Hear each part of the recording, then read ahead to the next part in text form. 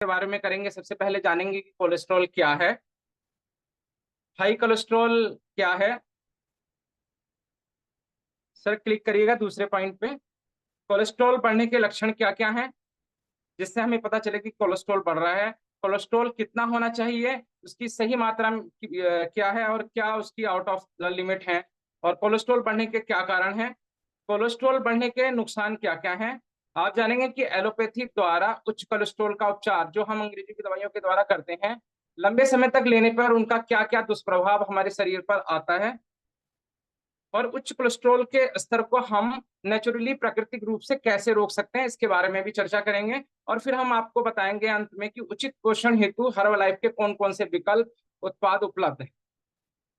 तो आइए सबसे पहले हम समझते हैं कि कोलेस्ट्रॉल है क्या।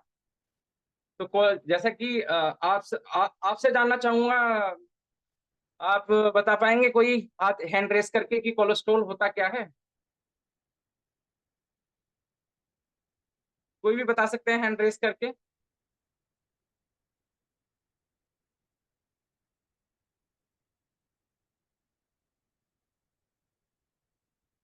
चलिए हम बताते हैं। कोलेस्ट्रॉल वसा के जैसा एक पदार्थ है जिसका निर्माण लीवर के द्वारा होता है। और कोलेस्ट्रॉल को हम कहते हैं कि कोलेस्ट्रॉल को हम सब टेररिस्ट मानते हैं, यानी कि दुश्मन मानते हैं, लेकिन ऐसा भी नहीं है। यदि वो उचित मात्रा में रहेगा तो कोलेस्ट्रॉल कोशिका झिल्ली यानी कि हमारे सेल्स, हमारे डाइजेशन, पाचन और विटामिन डी जो कि कैल्शियम के एब्जॉर्प्शन के लिए काम आता है, और जो भी हमारे हार्मोन्स जिनसे हमारा समस्त शरीर जो है प्रणाली कार्य करती है, उसके उसके निर्माण के लिए आवश्यक है। तो कोलेस्ट्रॉल एक टेररिस्ट नहीं है।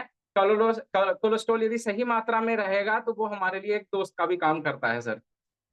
हाँ, यदि वो उसकी उच्च कोलेस्ट्रॉल का स्तर पहुंच जाता है तो हमारे लिए वो बहुत खतरनाक है। जितना फ्रेंडली है उससे ज्यादा वो खतरनाक हो जाएगा। सर अगली स्लाइड पर आते हैं।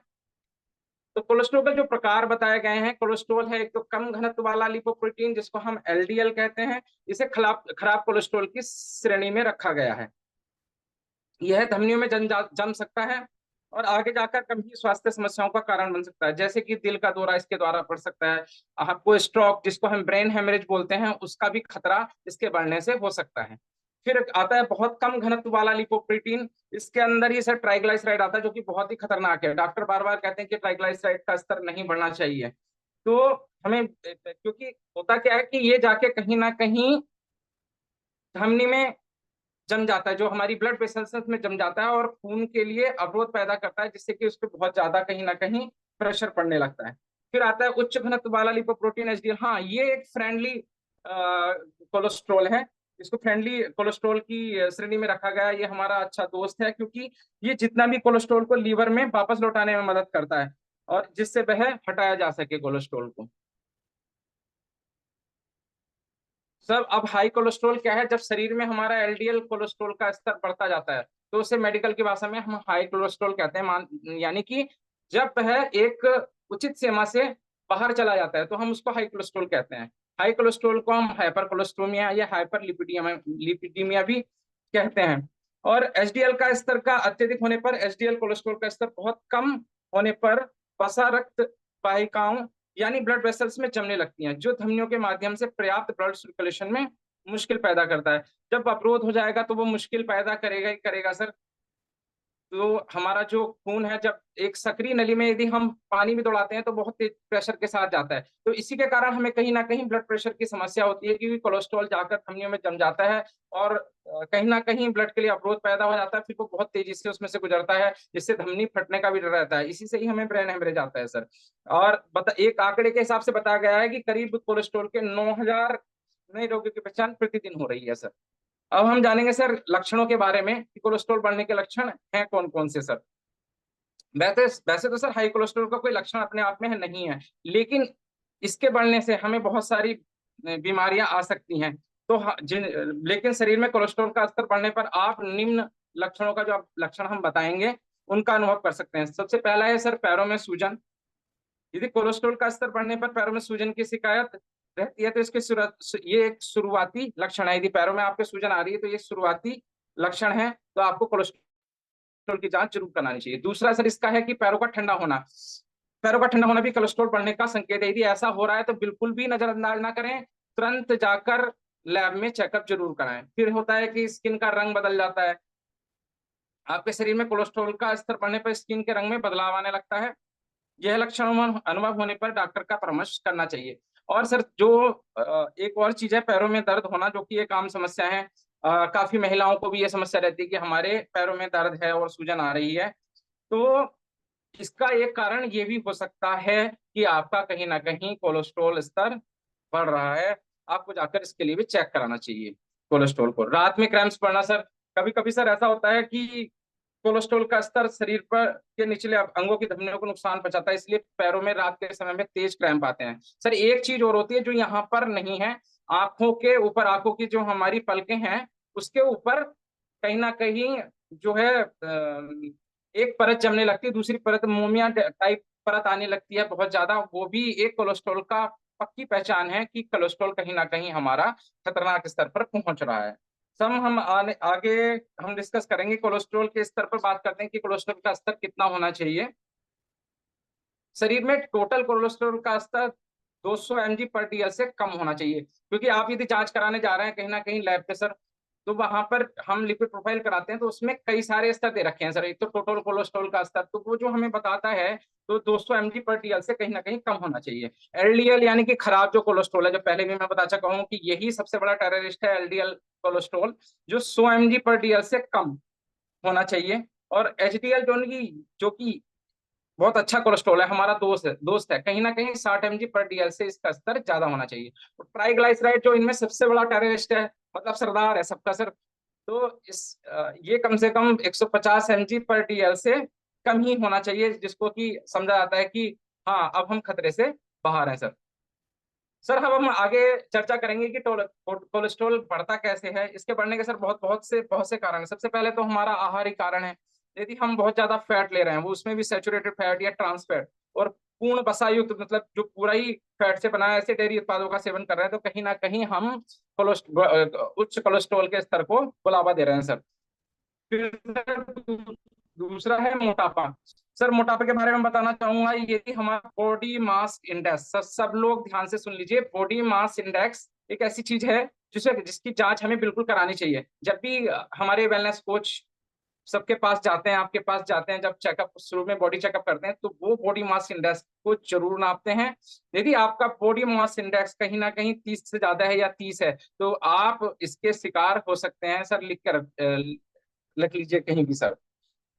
मेरे सर कमर की माप, यदि पुरुष की कमर की माप 40 इंच है और या महिला की कमर की माप 35 इंच से अधिक है, तो कोलेस्ट्रॉल बढ़ने की पूरी पूरी आशंका है। निष्क्रिय जीवन व्यतीत कर रहे हैं, मतलब एक्टिव नहीं है, हम अपने जीवन में व्यायाम नहीं कर रहे हैं, तो कहीं ना कहीं हम इसको बढ़ावा दे रहे हैं। धूम्रपान और शराब का सेवन सर, ये दो ऐसी चीजें हैं जिनसे ये निश्चित ही होना है, अभी नहीं हो रहा, आने वाले टाइम में होगा। धूम्रपान और वो कर रहे हैं, शराब पीने वाले बोलते हैं कि अभी तो हमें कुछ नहीं हो रहा, हम तो मस्त हैं, एकदम खाते पीते हैं, मस्त रहते हैं, लेकिन ऐसा नहीं है सर। आने वाले समय में उनको इसका समस्या का सामना जरूर करना पड़ता है।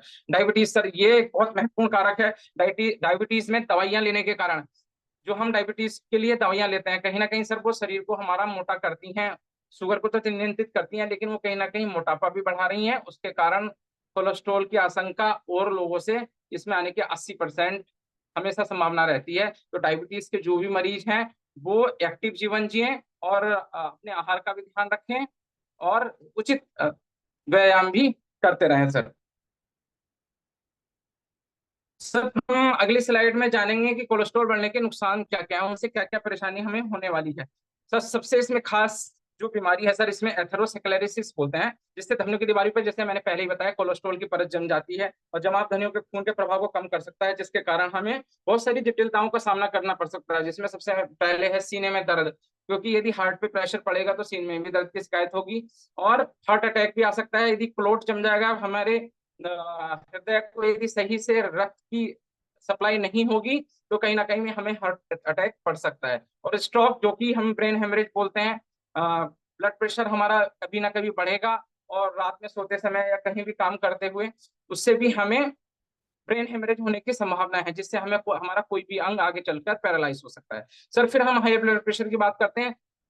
हाई ब्लड प्रेशर के कारण ही ऊपर वाली जो 3 चीजें हैं, सीने में दर्द, हार्ट अटैक और स्ट्रोक पड़ रहे हैं। तो सबसे पहले यदि कोलेस्ट्रॉल बढ़ता है, उसके बाद तुरंत बाद हाई ब्लड प्रेशर की शिकायत मरीज को होने लगती है। सर अगली साइड पे चलेंगे।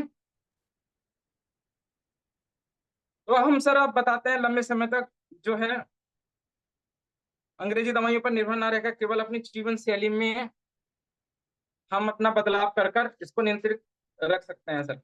फिर से हम बताना चाहेंगे सर, इससे पिछली स्लाइड पे चलिएगा, शायद अगली स्लाइड आ गई है। अच्छा ठीक है सर, आगे आइएगा। तो एलोपैथी द्वारा उच्च कोलेस्ट्रॉल का हम उपचार, जो आजकल मुख्यतः डॉक्टर जो इलाज कर रहे हैं हमारा, हम एमबीबीएस एमडी हृदय रोग विशेषज्ञ के पास जा रहे हैं, तो उसमें कहीं ना कहीं हमें वो 3 60 ही लिख रहे हैं। एक तो पहला अटोरवेस्टिन, दूसरा रोजोवेस्टिन जिसको हम स्टैटिन कैटेगरी में रखा गया है, दूसरा कहीं ना कहीं सर फेनोफाइब्रेट जो कि फाइब्रेट कैटेगरी में आता है, इसको भी डॉक्टर प्रेस्क्राइब कर रहे हैं। और सबसे बड़ी बात है सर, आजकल जो भी डॉक्टर हमारे हैं एटोरवेस्टिन रोजोवेस्टिन के साथ कहीं ना कहीं फेनोफाइब्रेट का कॉम्बिनेशन लिख रहे हैं। सर उससे सर वो क्या रहा है कि इमरजेंसी मैनेजमेंट के लिए तो ठीक है सर, मैं मना नहीं करता, एलोपैथी में भी जो है मैं भी फार्मासिस्ट हूँ और दिन रात मैं अंग्रेजी दवाइयों के साथ काम करता हूँ। ठीक है सर, हम अंग्रेजी दवाइयां ले रहे हैं, लेकिन ये इमरजेंसी मैनेजमेंट के लिए ठीक है, लेकिन कहीं ना कहीं लंबे समय तक उपयोग करने पर इनका दुष्प्रभाव भी सर कहीं ना कहीं है।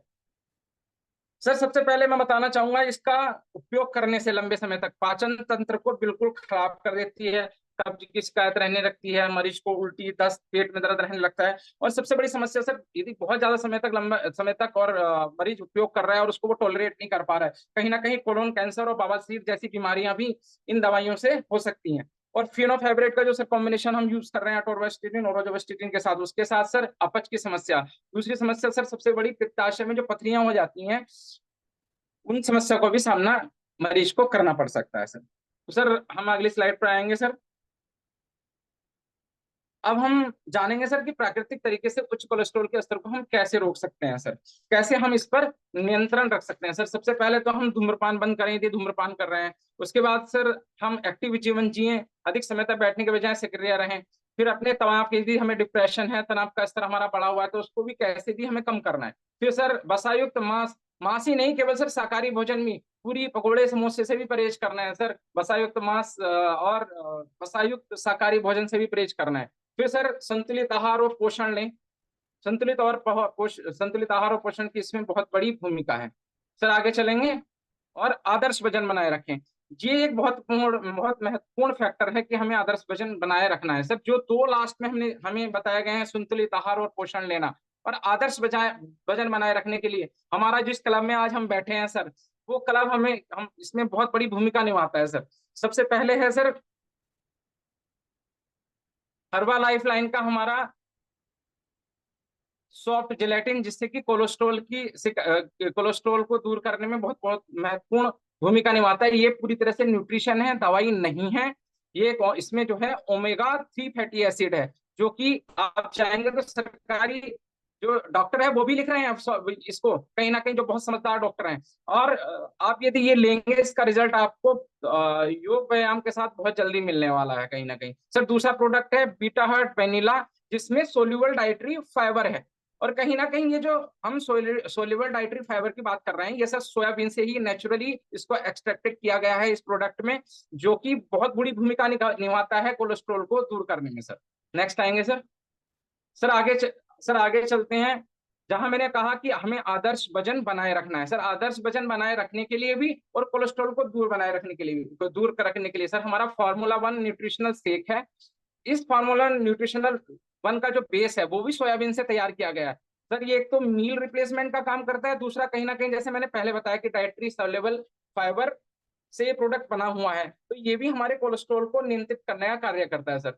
दूसरे पर सर शेकमेट आता है। शेकमेट में भी सर कहीं ना कहीं सोयाबीन दूध से बना हुआ है, जो सोया मिल्क होता है उससे बना हुआ है, और ये भी हमारे लिए कोलेस्ट्रॉल में कहीं ना कहीं कोलेस्ट्रॉल के स्तर को नियंत्रित करने के लिए कार्य करता है। तो ये दोनों प्रोडक्ट जो हैं वजन नियंत्रण के साथ साथ हमारे कोलेस्ट्रॉल को दूर रखने में भी मदद करते हैं सर। यदि उच्च कोलेस्ट्रॉल से संबंधित कोई भी प्रश्न है तो मेरे से संपर्क कर सकते हैं, मेरा मोबाइल नंबर नीचे दिया गया है, आप संपर्क कर सकते हैं सर। धन्यवाद सर।